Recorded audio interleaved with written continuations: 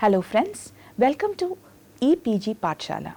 I am Divya Salim, Assistant Professor of Law, National Law Institute, University, Bhopal. In connection with the EPG Pathshala paper on social legislations and crime, this evening in the paper of social legislations and crime, I would be looking into analysis of Immoral Traffic Prevention Act of 1986. There are 4 learning objectives as far as this module is concerned. First, to acquaint the students with the concepts of trafficking and prostitution.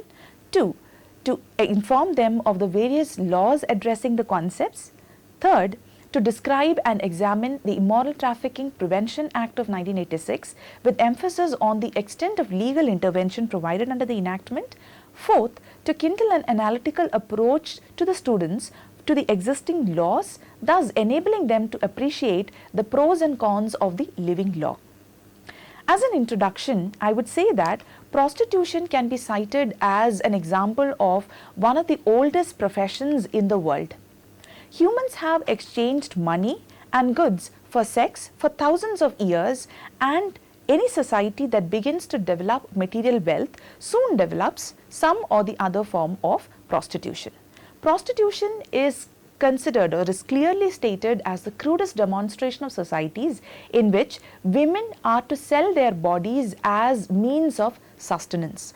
Prostitution in simple terms is commercialized sex which involves a customer and a seller without the normal motives of procreation or pleasure, but it is motivated solely on monetary basis as far as the seller is concerned. In other words, prostitution is trading of sex between males, that is buyers, and females, that is sellers. The act is widely denounced, thus making the prostitute an extremely disagreeable person in the eyes of the public at large, since she not only vends her body but also engages in sexual relationships with many people with whom she has no affinity, thus capable of disrupting families.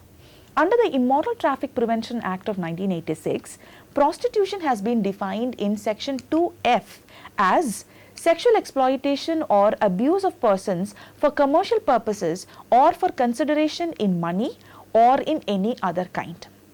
Trafficking in its widest interpretation covers the exploitation of human beings for bonded or forced labor, slavery, servitude, prostitution, pornography, and organ trading.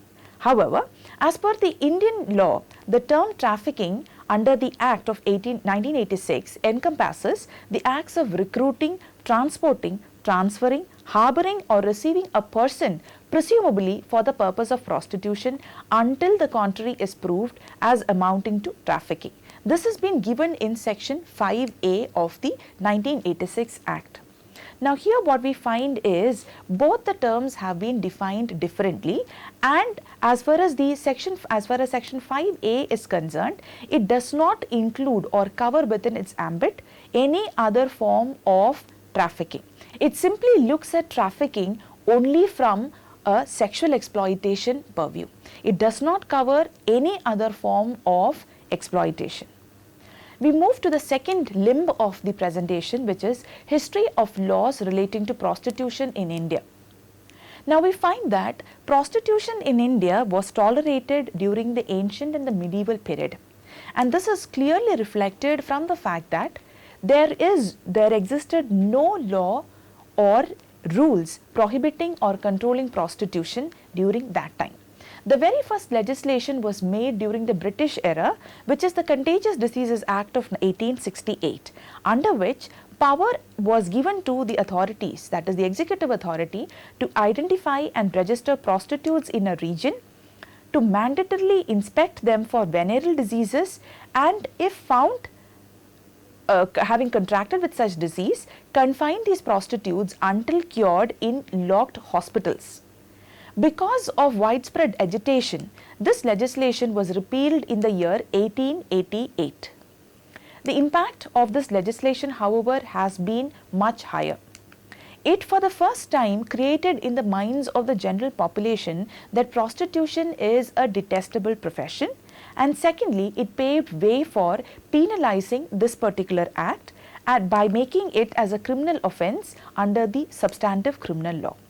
Provisions related to prostitution were inserted into the Indian Penal Code of 1860 in the year 1923. Discussion about this topic has been done during the Constitutional Assembly debates also. And if we take a look at that, we find that there has been mixed views regarding prostitution. Some favored the existence of prostitution, saying that it has been historically and culturally existing in the society.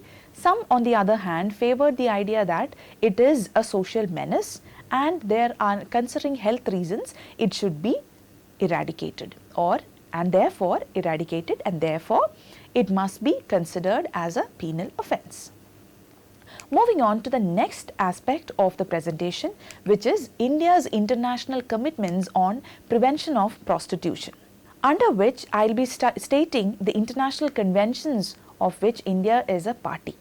The first and the foremost, International Convention for Suppression of Traffic in Women and Children of 1921, which India became a party even before independence. Secondly, the United Nations Convention for the Suppression of Traffic in Persons and of Exploitation of Prostitution of Others of 1949. India became a signatory to this convention in the year 1950, and in pursuance of its obligations under this convention, drafted and enacted Suppression of Immoral Traffic Act 1956. The third convention is United Nations Convention on Elimination of All Forms of Discrimination Against Women of 1979. Fourthly, United Nations Protocol to Prevent, Suppress and Punish Trafficking in Persons, especially women and children, in 2000. Moving on to the next limb of my presentation, it deals with law relating to trafficking in India. In this head, I would be looking at the various provisions which are existing in India that relates to trafficking. The first and the foremost fact relating to the law of prostitution and trafficking in India is that there is no comprehensive piece of legislation to address all forms of trafficking. The provisions of the existing laws are applied jointly and severally to combat this crime. First, the provisions under the Constitution of India. Article 23 of the Constitution expressly prohibits trafficking in human beings and forced labour and declares any breach of this provision to be a punishable offence in accordance with law.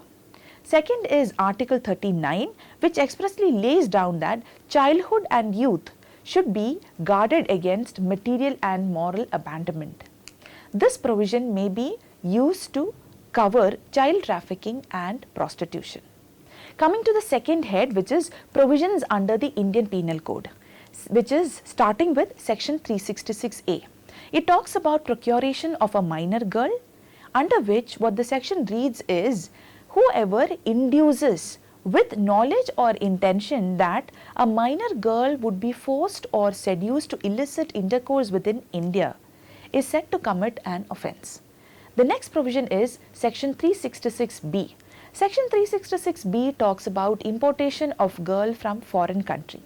This provision talks about importing girls who are under the age of 21 to India and also covers within its ambit importing of girls under 21 years from Jammu and Kashmir. The third provision is section 372, which talks about selling minors for the purpose of prostitution.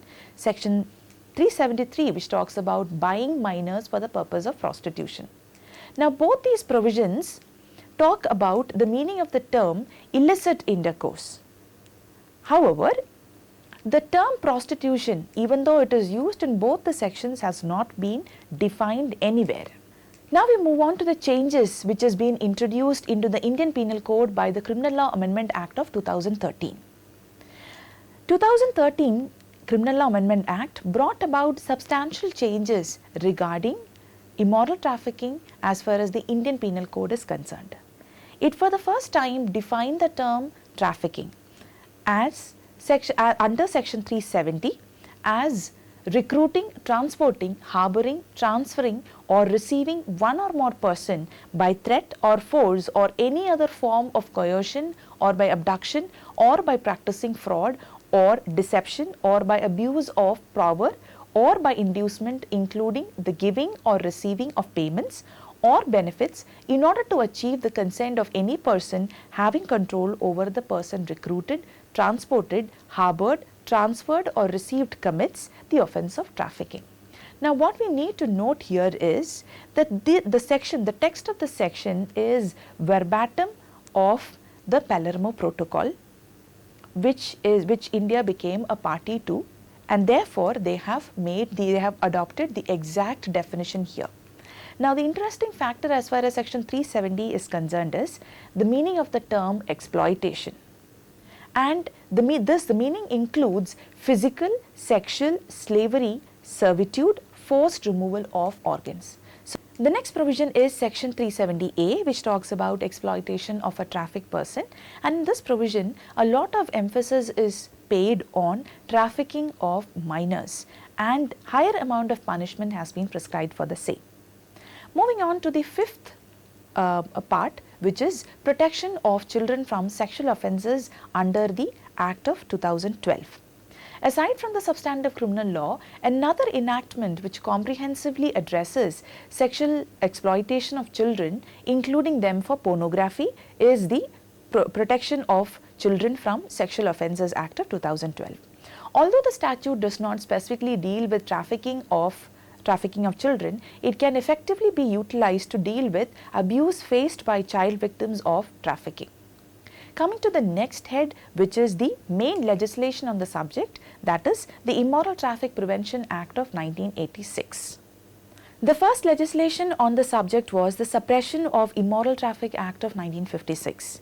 This was enacted in accordance with the obligations of India under the Convention on the Suppression of Traffic in Persons and Exploitation of Prostitution of Others 1949, to which India became party in the year 1950.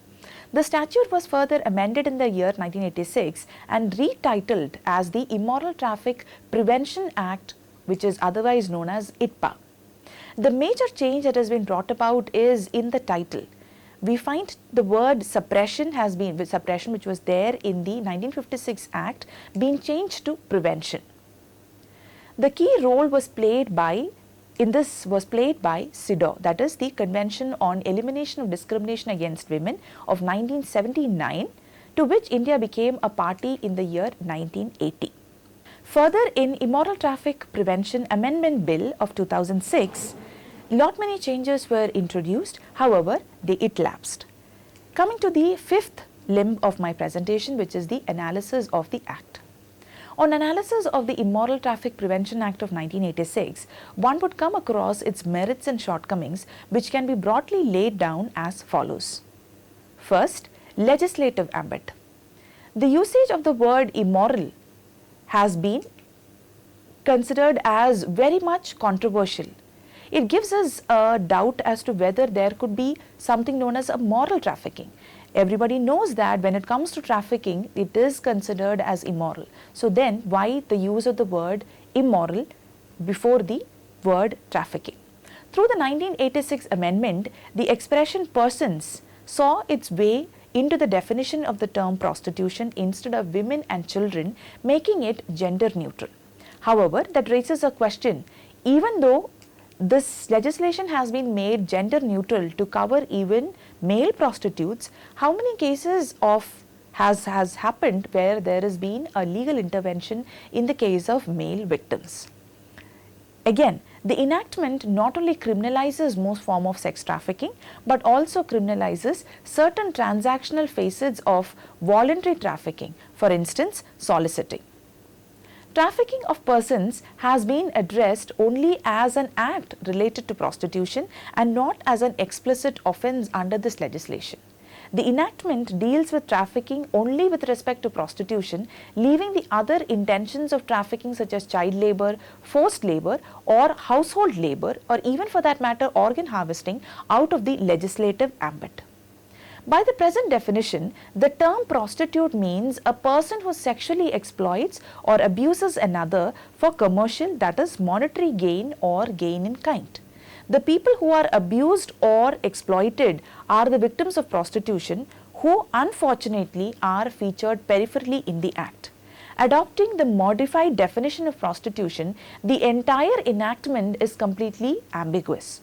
What has actually occurred here is the blind exclusion of the victims of prostitution, their rehabilitation, counseling, and instead the exploiters are now being qualified as prostitutes. So therefore, the act focuses on rehabilitating them.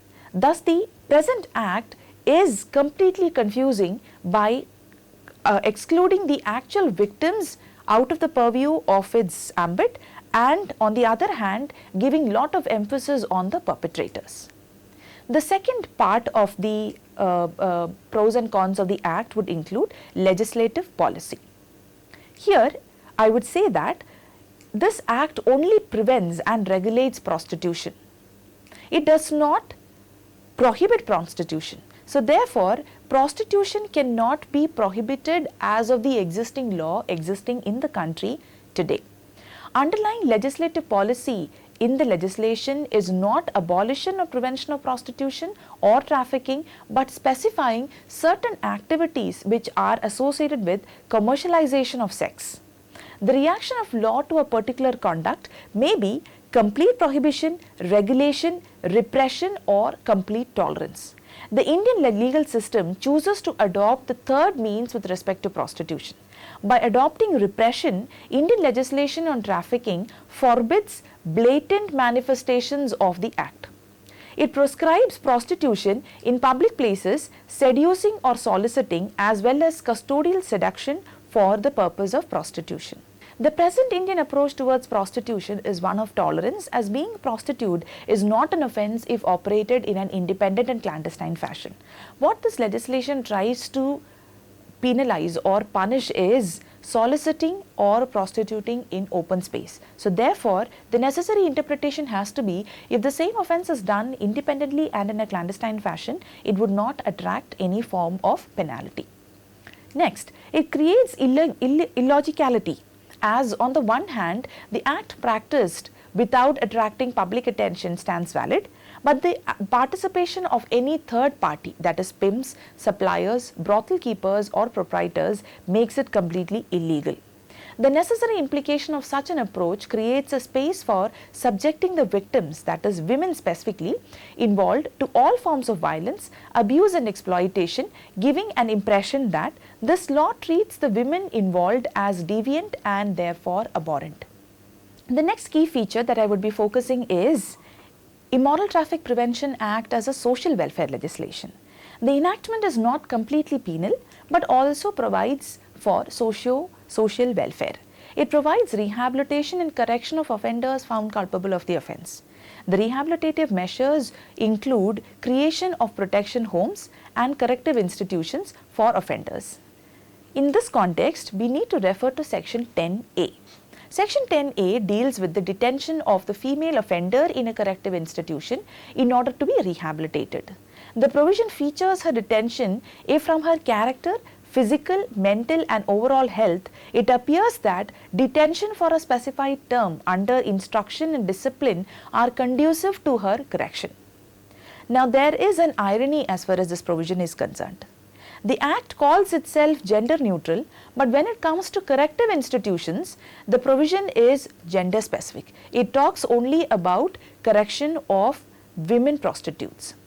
Next, appropriate care and protection, medical and psychiatric treatment, guardianship and education of a rescued minor is also provided, and this provided under the Act. This minor in question must have been running a brothel or living on the earnings of prostitution. This is clearly laid down in Section 17, subsection 3.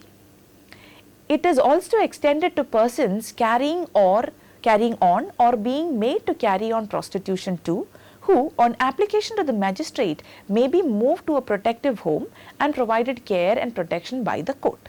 This again is given in Section 19. Though a reformative measure, without any rehabilitation initiative, the probability of a person detained in a protective home for a certain period of time to transform into a reformed person is highly implausible.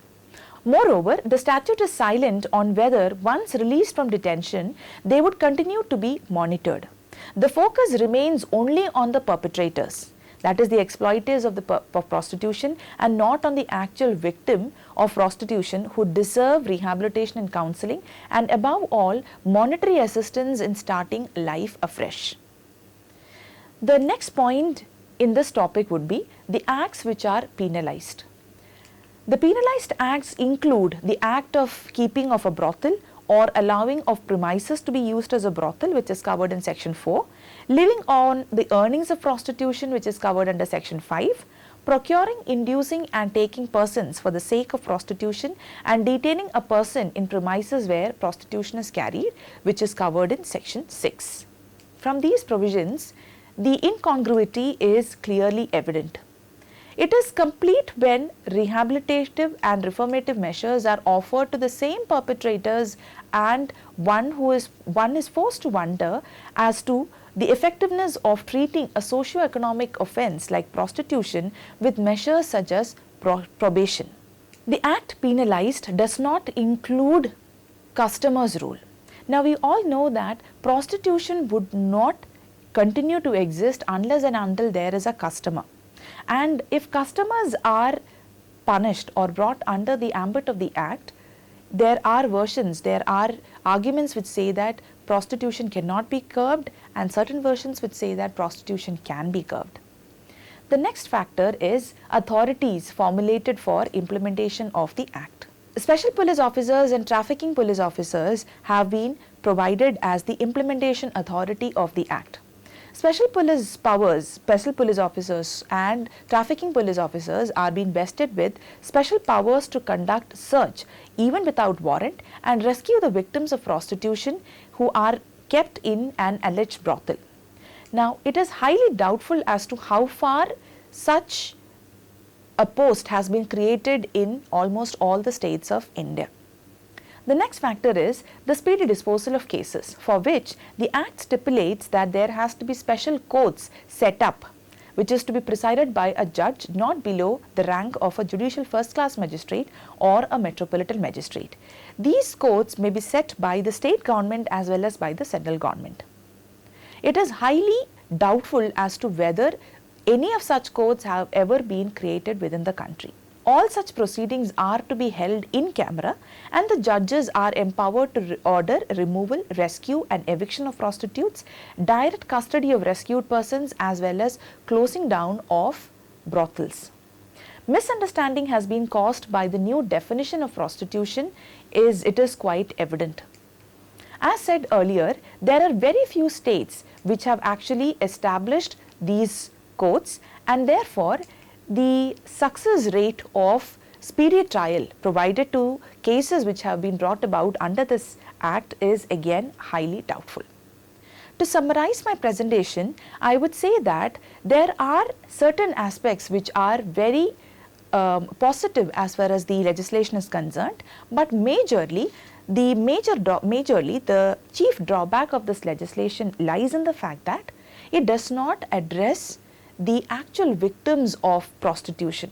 In fact, it lays a lot of emphasis on the perpetrators and provides them measures of reformation. It is not rehabilitation but just reformation. To conclude, I would say that in the era of human rights and human rights for all, it is nothing but degrading to think of fellow human beings being engaged in this despicable trade of sex for money for their basic survival. It goes on to say, goes on without saying that improper drafting of the existing law has simply worsened the existing misery, and a timely amendment which basically eradicates almost all the flaws that I have just covered is very much in order. Thank you.